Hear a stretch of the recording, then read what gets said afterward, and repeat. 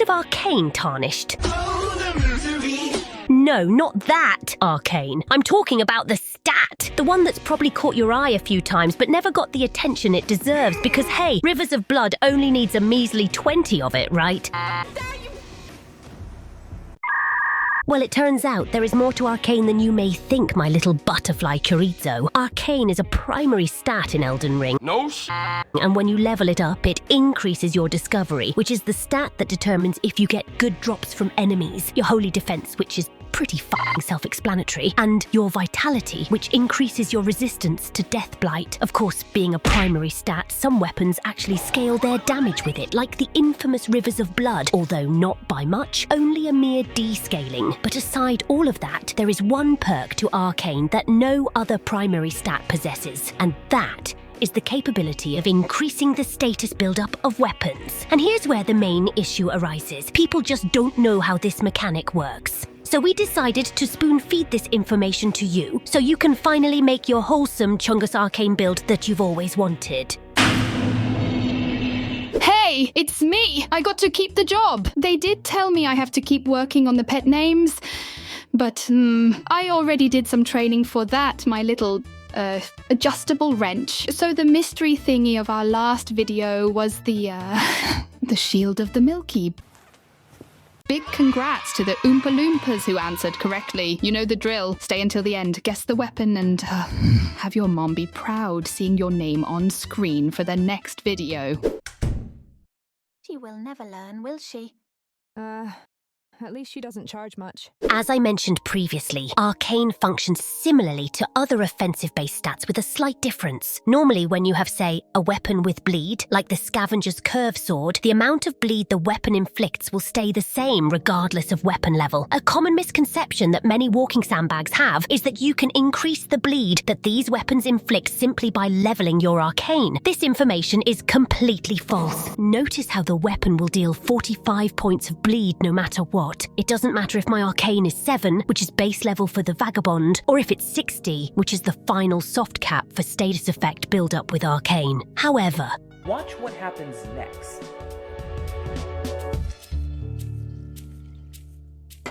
Okay, what the heck is this thing? initially, with low Arcane, it will have less bleed build-up than the regular Scavenger's Curved Sword, but as you level up your Arcane, it will gain more and more bleed build-up points. It will also gain points if you upgrade the weapon, in contrast with the regular Scavenger's Curved Sword, which will have the same bleed build-up in all cases. The difference here is that the Occult Infusion will add an additional Arcane scaling to the weapon, and this is what increases the status build-up. The weapon needs to have Arcane scaling in order for your Arcane to affect its status build-up.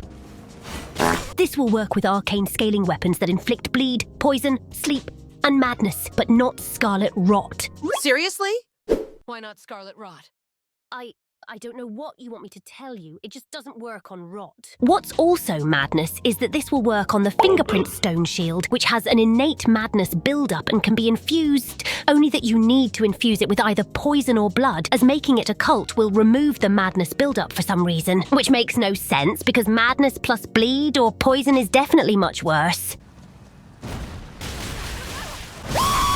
But that is not the sperm icing on the feces cake, I have to add. The thing that really sets Arcane apart from the rest of the offensive stats is this little albinoric butt plug right here, the Ripple Crescent Halberd. This thing has an innate S scaling in Arcane when it's maxed out. It has very good damage due to this, and since it's a halberd, the moveset is one of the best movesets of the game. One more thing. It's the only weapon with an Arcane scaling that can be buffed by greases. Well, technically one of the two weapons, but the other one is complete balls compared to this one.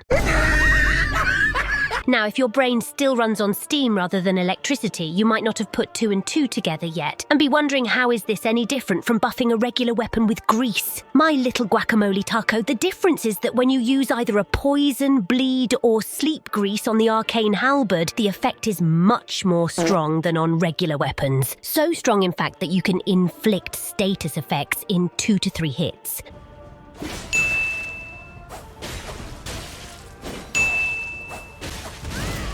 And as you may already know, status effects can be inflicted through rolls because of how Elden Ring's netcode works. Poison and bleed are not much of an issue, really. But sleep? Well, that's a whole other story. Shut up! I'm trying to sleep! You see, the Ripple Crescent Halberd is, well, a halberd. Wow. Halberds are very good in PvP. They tend to have amazing range, poise damage, and the best running attack in the game, which has insane reach and comes out incredibly fast. When you combine them with a weapon in your left hand, usually an S-stock, it becomes a setup called off-stock. Off-stock by itself is already very strong and hard to deal with.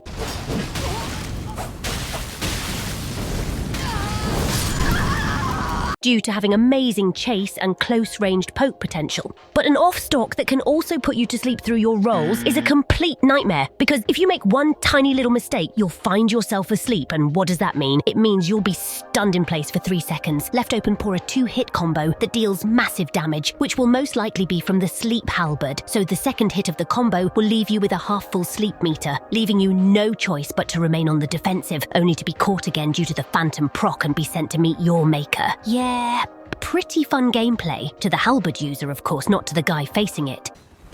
And if that wasn't much already, the Ripple Crescent Halberd has Spinning Slash as its Ash of War, which is also very powerful as it is one of the best trading tools in the game.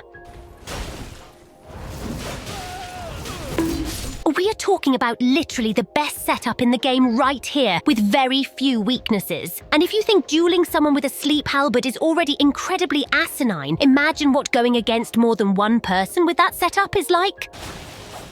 I got you, fam! So, what to do then? How do you fight this thing if it can get you through rolls? Well, here's the thing. It can, but it can't at the same time. Depending on your enemy's latency, you need to dodge preemptively, meaning that you will need to dodge before their attack comes out. To you, it would look like you dodged nothing, but on their screen it will look something like this. The dodge will be performed just when they attack, and this way you will avoid the phantom hits. You also should definitely equip anti-sleep talismans in case you do get tapped in the butt without consent. In case the sleep is imminent, instead of rolling, try jumping. Jumping will still give you the FP damage of sleep, but it will cancel out the stun, which is the worst part of the deal. And most important, space that thing and don't whiff, because if you do, it's most likely over. The rest of the arcane gimmicks you just fight normally, as if you were fighting a regular strength or dex build, just with more bleed. So, the next time you consider an arcane build, keep these things in mind. Arcane can be very fun for both PvE and PvP, and it's also a good solution against people who have too much latency. Just be mindful of the hate mail. Unless you're into that kind of thing. You better pay me well for performing all of the stunts in this video.